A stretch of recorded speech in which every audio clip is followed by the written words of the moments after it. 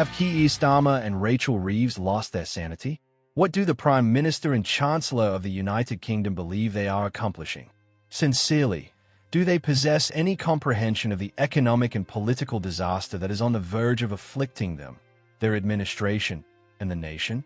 It has now been just over 2 months since Reeves stood at a podium in a factory located in Oxfordshire and completely dismantled her economic strategy. Up until that point, her priorities had been distinctly defined, addressing the black hole left to her by the Conservatives.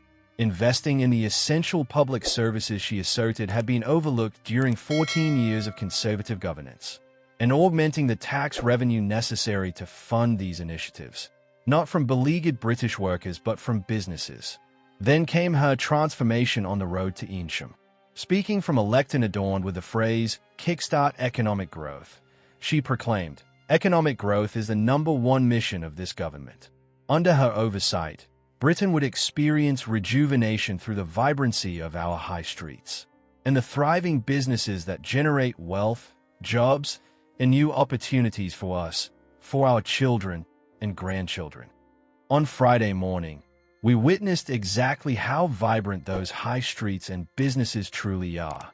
According to statistics published by the Office of National Statistics, in January, the UK economy contracted by 0.1%.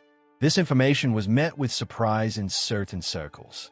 However, it is not entirely evident why this is the case.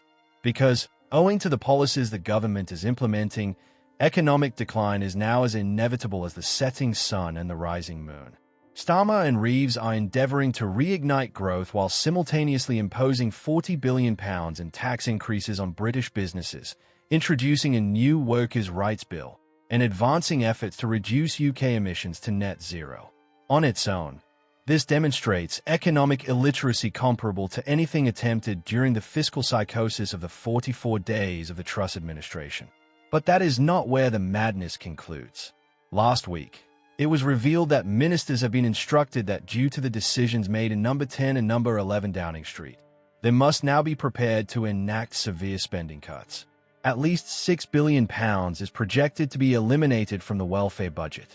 Furthermore, other non-protected departments are reported to have been mandated to discover savings of up to 11%. This situation prompted one cabinet minister to remark to me, "What is the purpose of this government? What are we here for? What is the Labour Party actually for any longer?" It is a completely valid inquiry. There have been chancellors and prime ministers, typically conservative, who have reduced taxes to foster economic growth. There have also been chancellors and prime ministers, usually Labour, who have increased taxes to safeguard and invest in public services.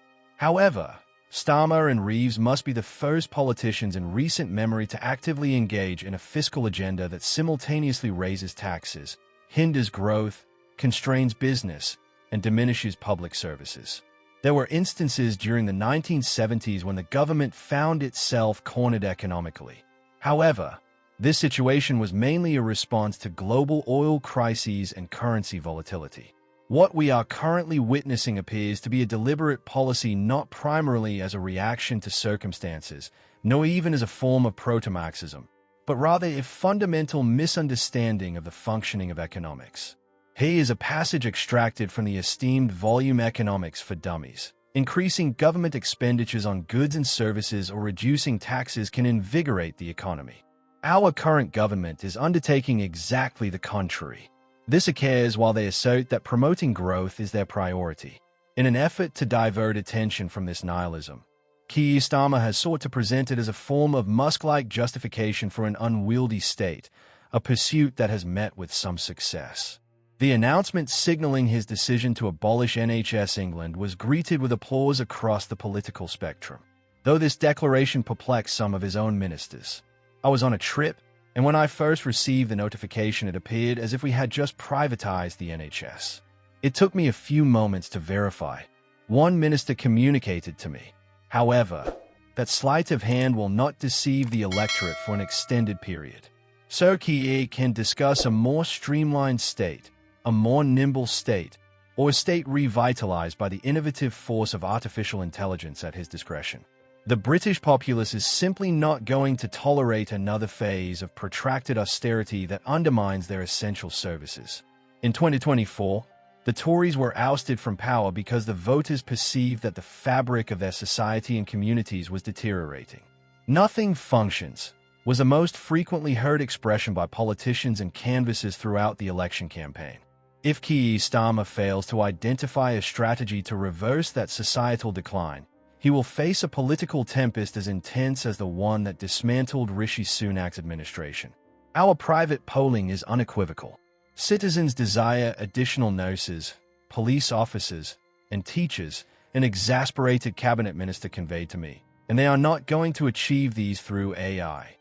Some individuals within Downing Street are optimistic that Starmer's transformation into an international statesman will provide them sufficient latitude to implement their budget reductions. Yet, in actuality, the opposite is true. Unless the Prime Minister proceeds with caution, his dual assault on the economy and public services is likely to begin to undermine his Ukraine policy. Indeed, some ministers believe that this is already in progress. I am now encountering individuals who express to me, "How can we finance drones for Ukraine when we cannot care for our pensioners and the disabled?" One minister communicated to me. Starmer and Reeves had two feasible options. The first was to alleviate the tax burden, stimulate the economy, and then utilize growth to revitalize the nation's faltering public services. The alternative was to increase taxes, reinvest them into public services, and gradually restore a nation exhausted by austerity. But they have selected an economically, socially, and politically irresponsible third way. Stifle the economy, drastically cut services, and hope that the populace continues to attribute the blame to the Conservatives. Such hopes will not be fulfilled. The Prime Minister and the Chancellor are implementing the economics of insanity. Moreover, the citizens of Britain are too pragmatic to endure this situation for an extended period.